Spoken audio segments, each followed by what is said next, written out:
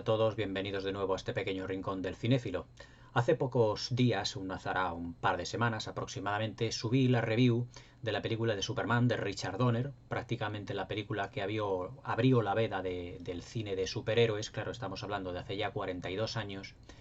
y que Hollywood tardó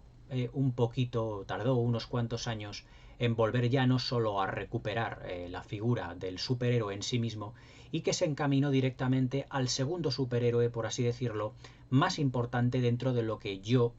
reconozco que son los héroes de los tebeos, de los cómics. Para mí los superhéroes más importantes de todos los tiempos, por este orden, son Superman, Batman y Spider-Man. Y precisamente son las tres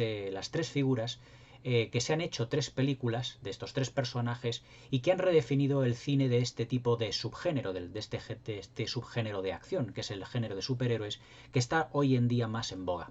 Pero yo no me voy a liar un poco en trivialidades, ni lo que voy a decir es que si son mejores o peores, ni voy a entrar a decir si Marvel, DC, eso ya son luchas internas que todos los fanáticos de este tipo de cine tienen hoy en día. Yo lo que hago pues aquí en el canal es limitarme a criticar, o mejor dicho, a comentar, dar mi opinión, lo que son las películas basadas ya no solo en estos personajes, sino en todas las películas que comento de la historia del cine.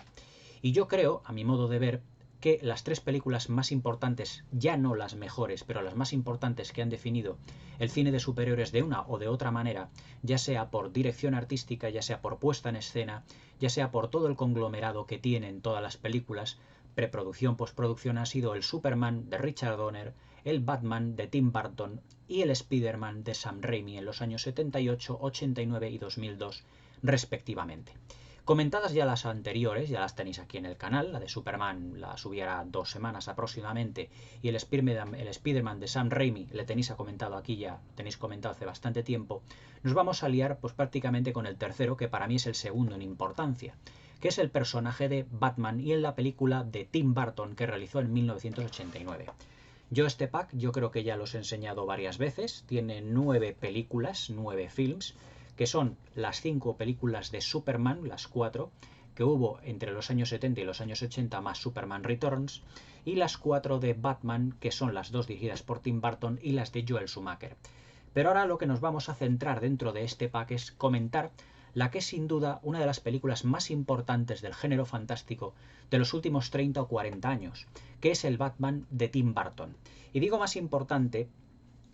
porque la verdad es que no solo fue una película que redefinió también bastante el concepto del género dentro del cine de superhéroes, sino que tuvo también la importancia de involucrar a una persona tan importante como es el director, en este caso Tim Burton, autor, para dar personalidad a todo lo que es ese universo de los superhéroes. En la película de Richard Donner, en Superman, pues ya habíamos sido testigos que Richard Donner, con su sabiduría cinéfila, pues la verdad es que había obtenido unos resultados realmente fantásticos y maravillosos. Ya os digo, remito a la review, a la crítica que yo hice aquí. Pero en el caso de Tim Burton es un poquito el tema bastante diferente, un poquito bastante, os digo. Porque Tim Burton para mí es uno de los, ya no solo un autor con todas las de la ley. Tenéis aquí en el canal también mi crítica de Ed Wood, a la que yo reconozco que es su mejor película con diferencia. Pero Tim Burton siempre ha sabido darle a todas sus películas, sean personales o por encargo, un sello personal que lo convierten en un auténtico autor. Es más, si hoy en día en el cine pueden reconocerse auténticos autores dentro de lo que es la historia del Hollywood de los años 30, de los últimos 30, 20 o 40 años, sin duda podemos definir dos muy importantes, que son Woody Allen, que nunca ha renunciado a su marca de fábrica, en el que todas sus películas se basan en sus miedos, sus temores, pero siempre con unos diálogos chispeantes, yo le considero casi, no a la altura, pero casi como el heredero en Hollywood de Billy Wilder. Y luego está Tim Burton, que tiene prácticamente, se puede decir, un universo propio y perfectamente definible en todas sus películas. Para hablaros un poco del Batman de Tim Burton, tengo que hablaros del propio Tim Burton en esencia, ya que yo considero tanto al Batman del 89 como a Batman Vuelve del año 92, 3 años después, como unas películas de Tim Burton pero con Batman dentro. Me explico, es decir, Tim Burton no solo adaptó lo que es el cómic, el TVO, la historia de Batman, para llevarla a la gran pantalla, sino lo que hizo fue una doble adaptación. Por una parte adaptó el cómic, pero adaptó el personaje de Batman y todo el entorno, sobre todo el entorno, ya hablaremos de su maravillosa dirección artística, a la que es su universo personal, todo lleno de decorados barrocos, góticos y de personajes sumamente estrafalarios. Y además todas y cada una de las referencias cinéfilas que el Batman de Tim Burton tiene, que no es ni una ni dos, sino son muchísimas, ya que Tim Burton fue un director que se forjó, digamos, dentro de lo que es, no que se forjó, sino que tuvo los gustos del cine de serie B, tanto el que se realizaba en Europa como el que se realizaba en Estados Unidos. Tim Burton siempre ha sido un director que le ha encantado el expresionismo alemán, las películas de terror de la Universal, las películas de terror de la Hammer, por supuesto, y que en todas y cada una de sus películas ha ido dejando semillitas y homenajes a cada una de estas películas, mejor dicho, a cada una de estas clases de películas dentro de lo que es los personajes, la dirección artística, el diseño de producción, la dirección de actores y todo lo que le rodea prácticamente. Otro de los elementos que también le encantan, por ejemplo, a Tim Burton, que ya se puede considerar extra cinematográfico, es la nostalgia. Tim Burton es un director también que le gustaban muchísimo las películas del cine policíaco, del cine negro, pero también no solo por ser policíacas en sí mismas, sino por todo el ambiente que se respiraba, los ambientes oscuros, tétricos, todas ellas desarrolladas fundamentalmente, muchas de ellas por la noche, de ahí que se le pudiera llamar hasta cierto punto cine negro, porque era un cine en blanco y negro con muchos contrastes lumínicos, con muchos, con muchos juegos de luces, como por ejemplo, como os voy a decir, La jungla de asfalto, El crepúsculo de los dioses, El tercer hombre, Perdición de Billy Wilder, muchísimos de todos estos géneros. Entonces lo que hizo Tim Burton a la hora de abordar Batman fue un grandísimo y maravilloso y grandioso sobre todo conglomerado de referencias cinéfilas que ahora os voy a ir diciendo pasito a pasito porque vamos a ir desgranando en esta película que yo cuando la vi por primera vez no la vi en el cine, se estrenó en el año 89, pero la vi en televisión y cuando la vi por primera vez me resultó una película muy simpática y muy entrañable, evidentemente muy superior a todo lo que se había sido la serie de Batman que había protagonizado Adam West y sobre todo infinitamente mejor que la pequeña película de 1966 o 67 que en realidad hoy en día yo la veo como un vehículo muy nostálgico para fanáticos, excesivamente fanáticos, pero que hoy en día ha pasado a una mediocridad bastante notable. Pero el cambio que le dio Tim Burton a Batman dentro de lo que fue su mundo fue tan sumamente notable que vimos una imagen de Batman que perduró prácticamente en el paso del tiempo y que ha tenido que venir un director de la talla de Christopher Nolan para enseñarnos un Batman completamente distinto, un Batman a priori incluso cinematográficamente muy superior, pero que en lo que se refiere al toque personal que le da Tim Burton a sus películas, Christopher Nolan no le ha sabido evidentemente le ha dado su toque personal, por supuesto, pero no es tan característico, no es tan llamativo como el Batman de Tim Burton si lo comparamos directamente. Evidentemente, una película como El Caballero Oscuro, Batman Begins, están en calidad técnica y cinematográfica a años luz de las de Tim Burton, pero hay que reconocerle una cosa a las películas de Batman de Tim Burton, sobre todo a la primera, y es que tiene personalidad propia. Y es una de las características que no todas las películas en la historia del cine tienen. Y es una película que a medida que pase el tiempo no envejecerá,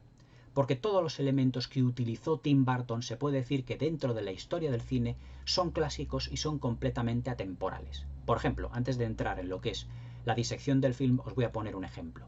El Batman Begins o El Caballero Oscuro de Christopher Nolan, antes de ser obras maestras del cine de los últimos años, están ambientadas en ciudades, por ejemplo, que pueden ser un Nueva York, un Chicago, un Los Ángeles, muy actual. Sin embargo, el Gotham de las películas de Tim Burton es atemporal, porque su dirección artística, porque su preproducción, todo lo que es el diseño de producción, no obedece a ninguna época en general, sino que es un conglomerado de referencias cinéfilas como ahora veremos. Dentro de la carrera de Tim Burton, él siempre, con sus motivos personales y con ese sello tan característico, ha realizado múltiples películas que ha dejado su sello personal, incluso cuando los productores le han advertido de que dejara un poquito el sello personal aparte y lo transformase en una película más comercial y más impersonal. Pero para Tim Burton le ha todo esto le ha rechinado bastante. Es decir, Tim Burton es una persona que siempre ha creído mucho en su universo propio, en sí mismo, y que no sabe muchas veces salir de él. Y adapta todo el material que tiene, ya sea una película, por ejemplo, como Alicia en el País de las Maravillas, de mayor o menor calidad, pero siempre atendiendo a su universo fantástico. Es decir, Alicia en el País de las Maravillas es una película de Tim Burton con Alicia, o el personaje, dentro. Lo mismo puede ocurrir, por ejemplo, con aquella película que era una parodia de las películas de ovnis de los años 50, que era Mars Attack, protagonizada por un gran elenco de personajes. Lo mismo se puede decir de Sleepy Hollow, protagonizada por Johnny Depp también, y por Christina Ricci, donde vemos muchísimos homenajes a las películas de la Hammer, de la Universal, también en la figura de Christopher Lee presente en películas como la misma Sleepy Hollow, en Charlie, la fábrica de chocolate. Es decir, Tim Burton es un director que nunca ha podido evitar meter referencias cinéfilas, ya fuese en los personajes, en el diseño de producción, en todos aquellos productos que ha elaborado. Por lo tanto, se puede decir que es un director o uno de los autores únicos que tiene hoy en día el cine de Hollywood de los últimos 20, 30, 40 años. La primera película precisamente de Tim Burton, Beetlejuice, ya nos esbozaba algunas de las cosas que nos íbamos a encontrar dentro del universo bartoniano, es decir, los personajes fantásticos, los fantasmas, los espectros, los decorados barrocos, góticos. Pero claro, cuando ya en 1989 la Warner Brothers confía en Tim Burton para llevar el universo de Batman a la gran pantalla y le da un presupuesto de 35 millones de dólares, o de 30 creo que fue, pero que luego casi se dobló hasta los 48 millones de dólares, la verdad es que la Warner Bros. Empezó un poco a desconfiar de él. Pero la película tuvo tal éxito de taquilla y también de crítica que la Warner Bros. No dudó ni por un momento en volver a hacerle un contrato a Tim Burton para que 3 años después nos deleitara con otra película, para mi gusto inferior, y para mis conocimientos de cine, inferior al Batman original, pero que seguía los cánones establecidos en la primera película. Lo primero que vemos en la película de Tim Burton es que nos vamos a encontrar con su sello propio. Es decir, como ya os decía, esto es una película de Tim Burton con todas sus referencias cinéfilas que él tuvo para la realización de este film,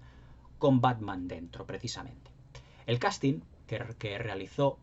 Tim Burton para esta película, hasta cierto punto yo lo vi polémico en la figura de Batman, porque siempre nos habíamos imaginado en los cómics un Batman que podría haber tenido una estatura bastante alta. Por ejemplo, los últimos Batman que hemos tenido han sido los de Christian Bale, con una estatura de 1,87 m, 88, y el Batman de Ben Affleck, que mide 1,92 m.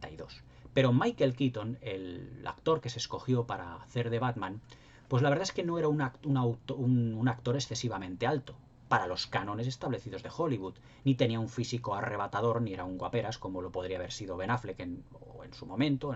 sea, o incluso Christian Bale, sino que era pues un actor hasta cierto punto bastante desconocido, de 1,75 m de estatura. Pero Tim Burton lo que no buscaba precisamente en sus películas era otorgar una presencia física realmente, por así decirlo, muy destacable. Para eso ya se encargaba la cámara. Es decir, Tim Burton dentro de su universo ya se encargarían de que su Batman, precisamente de que su Batman, destacara alrededor de todos los demás actores, y vaya si lo consiguió. Pero lo que destacaba era, o lo que quería era un actor que pudiese darle una solemnidad y también una frialdad al personaje de Batman, como pocas veces hemos visto en la gran pantalla. Las interpretaciones de Christopher Nolan, mejor dicho, de Ben Affleck, incluso la de Christian Bale, han sido hasta cierto punto menos frías, menos solemnes, pero siempre le quiso dar Tim Burton ese aire de solemnidad, ese aire como de misticismo que tiene la figura de Batman desde un primer momento. Por ejemplo, una de las presentaciones, o la presentación que tiene Batman en la película, es prácticamente de espaldas y de repente se gira bruscamente y lo que vemos es la silueta de lo que es la cabeza de Batman con su traje ya puesto, pero le vemos única y exclusivamente los ojos a la luz.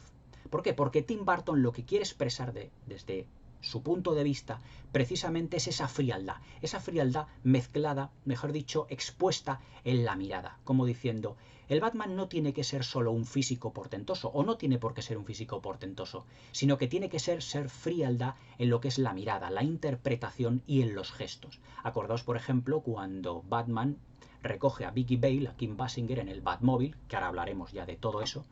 y la guía hacia su guarida. Vicky Vale, Kim Basinger, está a su lado y le va mirando como de reojo, pero ni siquiera Batman, ni siquiera Michael Keaton es capaz de mirarla de reojo. Es decir, Tim Burton siempre iba buscando como esa frialdad, ese misticismo y esa leyenda un poco, por así llamarlo, soterrada del personaje de Batman. Y en Michael Keaton lo consiguió de pleno. Si no le hubiera funcionado, seguramente en Batman Vuelve, pues lo hubiera sustituido. Pero es que Michael Keaton repitió precisamente 3 años después. Luego teníamos a Kim Basinger, que en ese momento pues estaba viviendo la mejor etapa cinematográficamente de su vida. Venía del año 86-87, haber rodado el thriller 9 semanas y media con Adrian Lyne, el director, y con Mickey Rourke. Y digamos que estaba en la cresta de la ola. Y que mejor que ella, pues una chica que se estaba convirtiendo en un sex symbol cinematográfico para hacer el papel de Vicky Vale. Y para el personaje del Joker, para darle más prestigio y calidad cinematográfica dentro del apartado interpretativo, pues Tim Burton escogió al incombustible Jack Nicholson, que nos ofreció una interpretación del Joker que yo ahora viendo, evidentemente la de Joaquín Phoenix en la película del Joker, o la de Heath Ledger en El Caballero Oscuro, se me antoja entrañable y hasta cierto punto sobreactuada. Pero hay que tener en cuenta que eso no fue, digamos, problema, o que no fue algo dictado por el propio Jack Nicholson, sino lo que quería Tim Burton en su película eran personajes también un tanto estrafalarios y hasta cierto punto granguiñolescos. Me explico, todo obedece al plan de Tim Burton de presentar un universo propio. Y dentro del universo propio siempre nos hemos encontrado en las películas de Tim Burton con personajes que se acercan a ser como científicos locos o ser como personajes como os diría yo, como muy estrafalarios, granguiñolescos, como os estoy diciendo, y de ahí la interpretación del Joker, basada también, la interpretación de Jack Nicholson, basada también en un sentido del humor muy satírico, muy socarrón, muy ácido, pero que también no escatima en tirar del cine negro clásico. Porque evidentemente el Jack Nicholson, antes de convertirse en el Joker, es el jefe de un clan mafioso, liderado también por un líder todavía superior que era Jack Palance.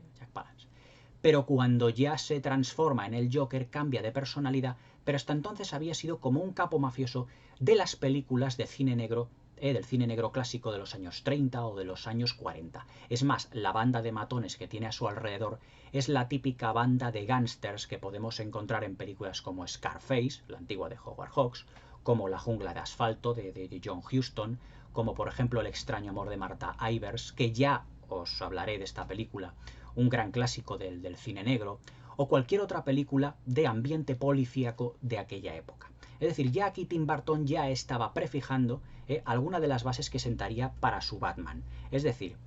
hacer que el Joker y su banda pareciesen una banda de gángsters, como unos capos mafiosos, que luego, si os dais cuenta, ese concepto lo recuperó Christopher Nolan para El Caballero Oscuro. Yo siempre he dicho que El Caballero Oscuro es una película de cine negro, precisamente. Una película de cine negro donde el Joker también es digamos, el capo mafioso. Pero claro, evidentemente, ya no es un capo mafioso desde el punto de vista del cine negro clásico, sino es un capo mafioso más al estilo de Al Capone, de Los Intocables de Leon Ness, pero al estilo casi de Brian De Palma. Más tipo Padrino, porque la secuencia en la que está Heath Ledger, que hace desaparecer el lapicero o el bolígrafo aquel, que está rodeado de toda su gente, parecen capos mafiosos, evidentemente, o parecen gángsters de su grupo. Pero son los típicos, tienen el vestuario y todo ello, la apariencia. No es de un gángster con un sombrero, con una gabardina, como estamos viendo en el cine negro clásico, o incluso también en el Batman de Tim Burton, sino que son más con ya un vestuario un tanto más moderno y más contemporáneo. Pero os quiero decir que Christopher Nolan también pudo haberse basado en algunos conceptos ya prefijados precisamente por Tim Burton para esta película. El elenco de actores, además,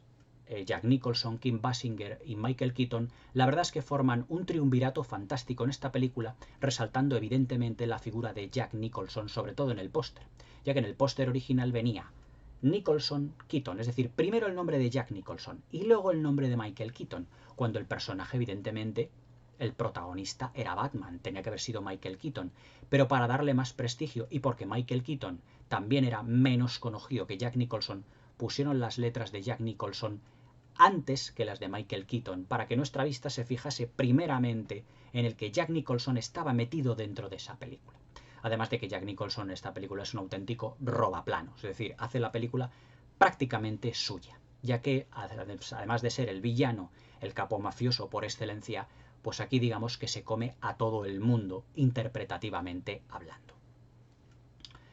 Ya os digo que Michael Keaton pues era un actor pues prácticamente desconocido, pero que ya os he comentado que su actuación para mí fue bastante solemne, fría pero solemne, que es lo que yo creo que quería Tim Burton. Y Kim Basinger yo creo que hizo pues lo que estaba en su mano, hacer un poco como de la chica del superhéroe, pero claro, Kim Basinger es una actriz que sin tener una gran calidad cinematográfica, aunque tiene un Oscar por Ley Confidencial, cuya crítica tenéis aquí en el canal, siempre ha destacado más por su físico, no a lo mejor por su elegancia, sino por su imagen de sex symbol. Y eso es precisamente lo que también quería Tim Burton en esta película, es decir, que no solo llamase evidentemente a todos los chicos al cine por ser una película de Batman, sino que iba a estar también pues un sex symbol prácticamente adorado durante la década de los 80, que iba a ser Kim Basinger. Y también ya iba a llamar a los cinéfilos al cine por la presencia de Jack Nicholson y de Jack Palance. Es decir, por una parte Tim Burton, muy inteligentemente, llamó a Jack Nicholson y a Jack Palance para llevar el peso interpretativo de la película y llamar a los cinéfilos al cine, y también a los jóvenes desde el punto de vista de Michael Keaton como la figura de Batman y evidentemente de Kim Basinger como el sex symbol de la película propiamente dicho. Uno de los elementos que a mí siempre me han llamado la atención de este Batman y que yo considero que hasta cierto punto es insuperable y que ganó un Oscar precisamente por ello, fue la dirección artística y el diseño de producción que tiene esta película, que es realmente maravilloso y magistral. Yo creo que la mayor parte del presupuesto, que se disparó hasta los 48-50 millones de dólares, fue a parar precisamente a los decorados. Pero unos decorados además muy especiales, porque son unos decorados que además de Batman Vuelve o incluso en algunas reminiscencias de otras películas de Tim Burton no hemos visto. Y es que los decorados de la película de Batman de Tim Burton, donde se rodó la película, porque no está rodada ni en decorados ni en interior ni en exterior, sino que todo es un inmenso decorado, construido a las afueras de Los Ángeles, es decir, el Gotham, es un decorado muy rico en detalles. Pero si nos fijamos en ellos y además todas las maquetas que luego se produjeron para elevar los edificios hasta lo alto, son claras reminiscencias al expresionismo alemán. Todos son formas barrocas, todos son formas retorcidas de los edificios, todo tiene una imagen como muy fantástica. Es decir, en los cómics, que yo tampoco soy un experto en los cómics de Batman, siempre veía los edificios clásicos, por así decirlo, de Bob Kane, de los cómics de Bob Kane, más de los años 50, de los años 40, de los años 30, más del Estados Unidos de aquella época. Pero es que el Gotham City de Tim Burton no tiene nada que ver con todo ello.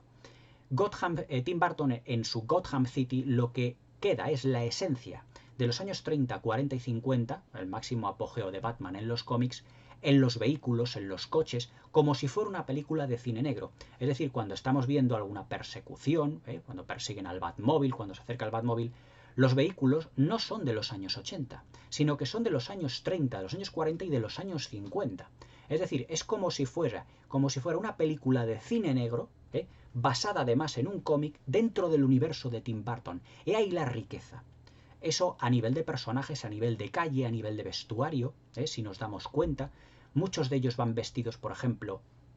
de pajarita, de gala, en la fiesta que hace Bruce Wayne en su mansión, más parece muchas veces una película de los años 40, de los años 50. Incluso hay dentro de la dirección artística reminiscencias del Art Deco. El Art Deco fue un estilo de decoración que se dio en los años 30 y en los años 40, en el periodo aproximadamente entre la Primera y la Segunda Guerra Mundial, que también Tim Burton tuvo referencias en su película, en el diseño de producción, en este film, para hacer evidentemente una referencia directa a la esencia del Batman de los años 30 que había creado precisamente Bob Kane. Pero si nos damos cuenta de los decorados, que luego se exageraron muchísimo ya en las películas de Joel Schumacher, tienen ese barroquismo, esos decorados tétricos, oscuros, con formas retorcidas que nos recuerdan muchísimo al expresionismo alemán. Por ejemplo, las películas por ejemplo, El Golem, Fausto, Nosferatu, el Doctor Mabuse, muchísimas de ellas, en el que Tim Burton siempre quiso, digamos, un Gotham muy gótico, muy recargado, muy lúgubre, pero a la vez muy atmosférico. Es decir, un Batman con una personalidad distinta a la de los cómics en lo que a la puesta en escena se refiere. Estos grandísimos decorados que abarcaron bastantes hectáreas se ganaron el Oscar a la mejor dirección artística. El Batman de Tim Burton, es más, está dentro del libro Guinness de los récords por tener algunos de los decorados más grandes que se han construido jamás para una película. Calles enteras, interiores, exteriores, balconadas, edificios, fachadas, ¿cómo se llama? Callejones, todo ello recreado como si fuera una película de cine negro de los años 30, 40, 50, pero sin renunciar, digamos, a una puesta en escena también liviana y amable, porque estamos hablando de una película de superhéroes en general. También hay muchas referencias ya no solo al expresionismo alemán, sino también nos podemos encontrar referencias, ya os digo, al cine negro clásico. Los vehículos son los vehículos de aquellas décadas que os estoy comentando. Los atuendos, las gabardinas, los sombreros que llevan algunos de los gángsters del Joker, sombreros que no llevan los gángsters o los mafiosos, por así decirlo, de las películas de Christopher Nolan. Pero claro, es una ambientación completamente distinta lo que quería Tim Burton a lo que quería Christopher Nolan. También, evidentemente, al expresionismo alemán ya no solo está plasmado en los decorados. Por ejemplo, en Batman Vuelve, película que también ya comentaré en su momento, el personaje de Christopher Walken se llama Max Schreck. Es decir, creo que era no sé si era el alcalde de la ciudad, tengo que revisionarla de nuevo, pero era un personaje interpretado por Christopher Walken llamado Max Schreck. Max Schreck es el actor que interpretó al Nosferatu de Murnau, la película prácticamente puntal del expresionismo alemán. O sea, fijaos las referencias que va metiendo también, digamos, Tim Burton en todo ello. También hay referencias muchísimas a la Hammer, no solo en la película de Sleepy Hollow. Por ejemplo, hay una secuencia que es cuando Jack Nicholson, ya convertido en Joker, llega al despacho de Jack Palance para matarlo. Fijaos cómo está iluminado lo que es todo el despacho de Jack Palance Art Deco, estilo Art Deco, pero iluminado como las películas de la Hammer, con esos contrastes lumínicos, sublumínicos que yo os he hablado tantísimas veces en el ciclo de la Hammer. Es decir, ir iluminando diferentes estancias para dar una sensación como laberíntica o indefinida o incluso un tanto ambigua de todo lo que es ese decorado. Vemos a Jack Nicholson, que le dice Jack Palance: bueno, Jack, ya has vuelto, ¿qué es lo que te trae? ¿Qué es lo que necesitas? Y le dice Jack Nicholson: me puedes llamar Joker, que es cuando le vemos ya la cara precisamente en una secuencia en contrapicado y con la pistola que evidentemente acabará con Jack Palance. Ese contrapicado también es muy deudor de los contrapicados que hacía, por ejemplo, Terence Fisher en las películas de la Hammer, cuando, por ejemplo, vemos al Drácula del 58 de Terence Fisher bajar por las escaleras y prácticamente quedarse delante de la cara con un ligero contrapicado para que la impresión sea más impactante. Pues precisamente Tim Burton es lo que hace aquí. Nos presenta al malvado, al igual que era malvado Drácula, al Joker, en un ligero contrapicado y además que surge de las sombras. Exactamente igual que hizo Christopher Lee cuando bajó por las escaleras y surgió de las sombras con la cara quedándose enfrente de Jonathan Harker. Y aquí lo hace exactamente igual. Se queda delante de Jack Palance con la sonrisa ya directamente, con esa sonrisa maquiavélica y en la que se nos presenta al Joker igual que Terence Fisher hizo cuando se nos presentó al Drácula en el 58. O sea que fijaos los paralelismos que tiene Tim Burton a la hora de homenajear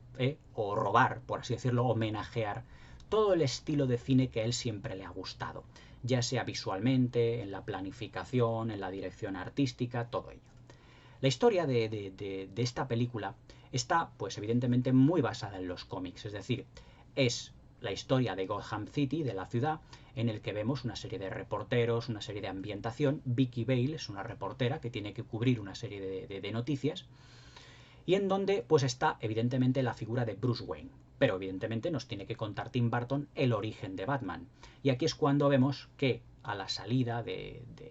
del teatro, de la ópera, pues la familia de Bruce Wayne es asesinada precisamente por el Joker, que es cuando le dice el Joker al niño Bruce Wayne: ¿habéis bailado o has bailado alguna vez con el diablo a la luz de la luna? Cosa que se le quedará prácticamente en la mente de Batman ya de por vida, y que trastocará toda su vida. Y que, como le dice al final de la película, dice el Joker: tú me creaste a mí, Batman, tú hiciste que esto fuera posible. Y le dice Batman: no, todavía no, fuiste tú el que me creó a mí cuando yo era un niño y cuando mataste a mis padres en la calle. En el que, claro, ya el Joker se queda pensando, como dice, bueno, eso era cuando yo era más joven. O sea que esa contraposición funciona muy bien, porque es luego Batman el que termina pisoteando psicológicamente al Joker, porque evidentemente el Joker era una baza psicológica que tenía contra Batman, decir, tú eres el que me ha creado, tú eres el culpable de que yo esté aquí. Pero es que el Joker no sabía que ese niño que había dejado vivo y que mató a sus padres era el hijo del multimillonario Wayne, y que se convertiría en Bruce Wayne, en el gran multimillonario y uno de los personajes más importantes de Gotham City en general. La historia pues sigue también los paralelismos de los cómics. Aproximadamente yo los pocos que me leí en su época, aparece la figura del Joker como el principal villano de la función, con su grupo de gángsters, y la función que tiene Batman, pues evidentemente pues es aplacarlos, cogerlos o llegar incluso a matarlos, a destruirlos, para que Gotham vuelva a ser evidentemente la ciudad que era. Tim Burton también no escatima meter cierta crítica política a esta película, ya que el alcalde siempre expresa de que Gotham es una ciudad en la que tiene crimen, pero que poco a poco se va restableciendo, y que al final es él el que ha conseguido que evidentemente pues todo funcione, porque la figura de Batman pues ha salido dentro de la época en el que él era alcalde, en el que él pues estaba ya gobernando en la ciudad de Gotham. Pero claro, todos sabemos que no había sido así, sino que el Joker había sido derrotado precisamente por la presencia de Batman. Pero son pequeñas pinceladas que Tim Burton va dando a su película para hacerla incluso más rica y más compleja, cosa que luego, por ejemplo, Christopher Nolan lo potenció muchísimo en El Caballero Oscuro, pues metiendo la figura ya de dos caras de una manera más, digamos, más política. Era una figura que tenía mucho más recovecos, más compleja. Pero digamos que el Batman de Tim Burton difiere en ese sentido, en el que prefiere dejar la política como una serie de ligeras pinceladas que tampoco tienen nada que ver. En lo que le interesa contar es, digamos, un cuento con Batman dentro. Porque en realidad todas las películas de Tim Burton son eso, cuentos, grandes cuentos, muy ampulosos visualmente, pero como si fueran unos cuentos realmente macabros, atmosféricos y con ese toque bartoniano que muy pocos directores, que muy pocos autores saben dar. Dentro de lo que es la dirección artística, uno de los elementos que a mí, y seguramente a vosotros, os ha causado más impacto siempre ha sido la figura del Batmóvil. De todos los Batmóvil que yo he visto de Batman a lo largo de la historia del cine, incluido el de la serie, el Batmóvil de Tim Burton me parece el que tiene más personalidad de todas. Me explico. Yo me acuerdo cuando sacó Joel Schumacher sus películas, que los Batmóvil eran muy aerodinámicos, pero eran excesivamente recargados, excesivamente fantasiosos. Y luego el Batmóvil que sacó Christopher Nolan, parecía más un tanque. Evidentemente era una especie como de tanque con ruedas por delante, por detrás, neumáticos, pero con un diseño un tanto estrafalario. Pero el diseño aerodinámico que tenía el Batmóvil de Tim Burton siempre me pareció además el más acertado. No excesivamente recargado para lo que es a Tim Burton, para lo que es su diseño de producción, pero siempre me pareció con una línea más aerodinámica, con unas formas más redondeadas.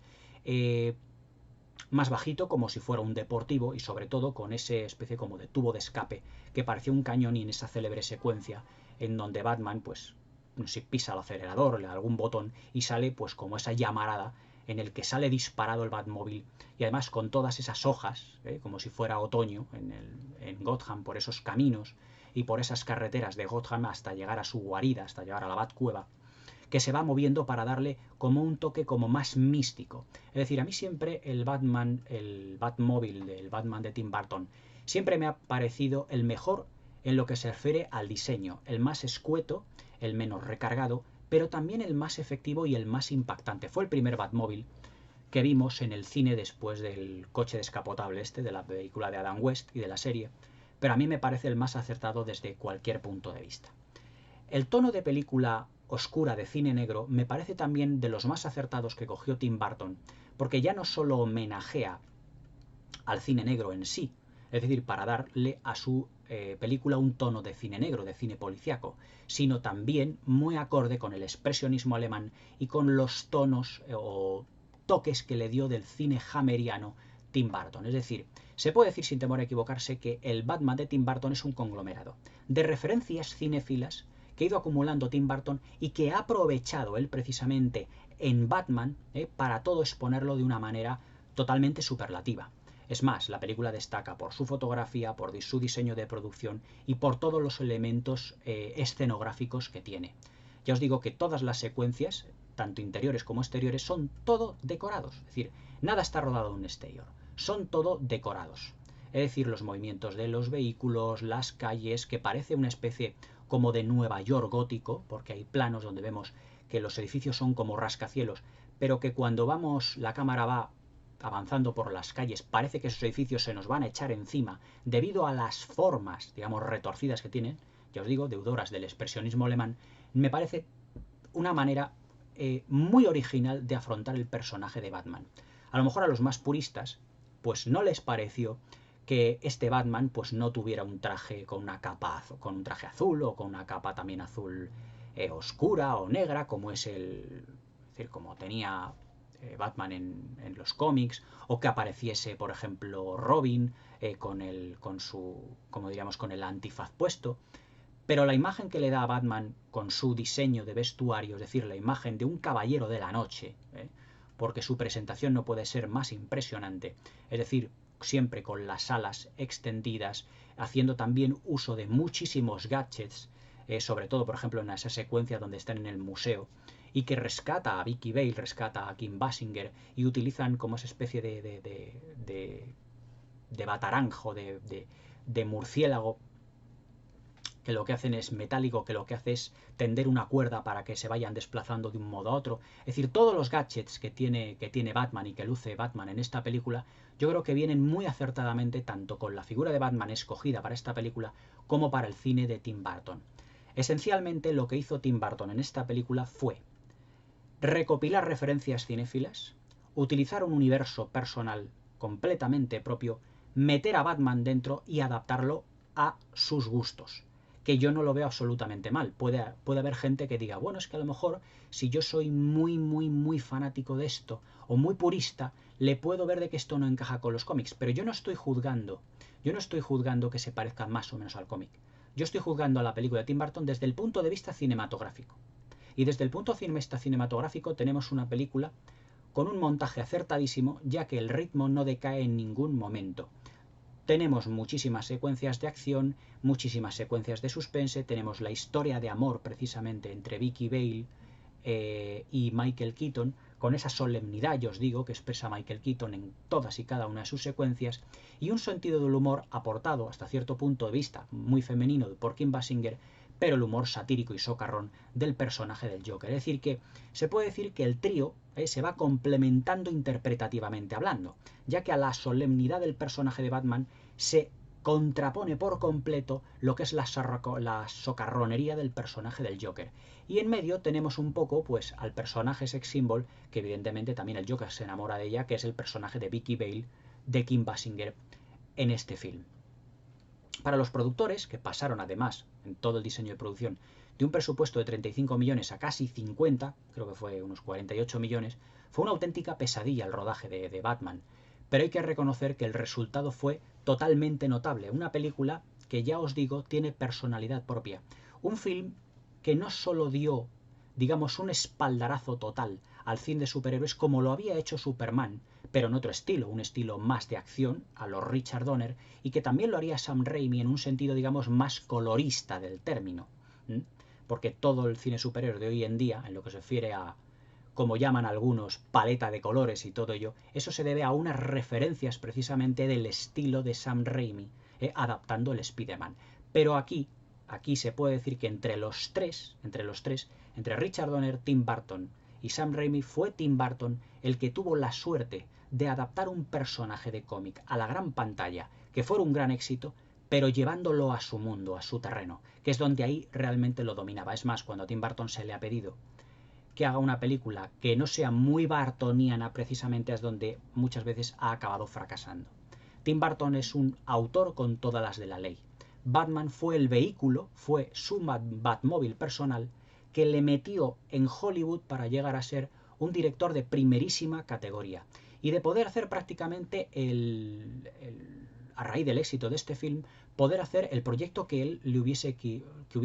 querido. No creo que una película como Ed Wood, que no tuvo un excesivo alarde en lo que se refiere a éxito comercial, fue una película que recaudó, digamos, lo justo, no fue un éxito pero tampoco un fracaso, le hubiese dejado hacer la Warner Brothers si no hubiese sido por el brutal éxito que tuvieron Batman y Batman Vuelve. Tim Burton quiso hacer, o le propusieron hacer una película comercial, pero se llevó muy astutamente todo a su terreno. Se lo llevó todo a sus referencias cinéfilas, se lo llevó todo a su universo personal, y de ahí nos regaló un Batman con personalidad propia, totalmente inolvidable, y que por muchos Batmans que vayan saliendo, ¿no? Ahora el de Robert Pattinson o el de Roger Pattinson, ahora será otro de Batman, 50.000 Batmans sacarán, se puede decir sin temor a equivocarse que el de Tim Burton, es el que más personalidad y más carisma tiene de todos. Otros podrán ser tecnológicamente, narrativamente e incluso interpretativamente muy superiores como los de Christopher Nolan. Pero la personalidad que le dio Tim Burton al Batman en 1989, esa estará incólume y será prácticamente inamovible. Para mí es una película muy notable, ya resumiendo, con un diseño de producción fabuloso, con uno de los más grandes decorados jamás construidos para una película, con un reparto muy entrañable, muy simpático, que ha pasado a la historia del cine, como Michael Keaton, como Jack Nicholson, como Jack Palance y como Kim Basinger, y se alza como una película muy notable, que si se le pueden achacar algunos defectos, pues puede caer en algunos momentos la película en ciertos convencionalismos excesivamente homenajeados del cine negro, pero eso era lo que realmente quería Tim Burton. Es un deleite visual ver hoy en día el Batman de Tim Burton en alta definición, porque podemos ver y podemos disfrutar de toda la sabiduría cinéfila que le imprimió a esta película. Una película muy notable, que en mi categoría personal la daría de una escala de 1 al 10, un 8, 4 estrellitas, como se suele decir, y una película que sin duda marcó un antes y un después, como lo hizo el Superman de Richard Donner y el Spider-Man de Sam Raimi. Espero que os haya gustado la crítica, que os suscribáis al canal y que le deis a la campanilla para que no os perdáis ninguno de mis nuevos vídeos. Hasta mañana.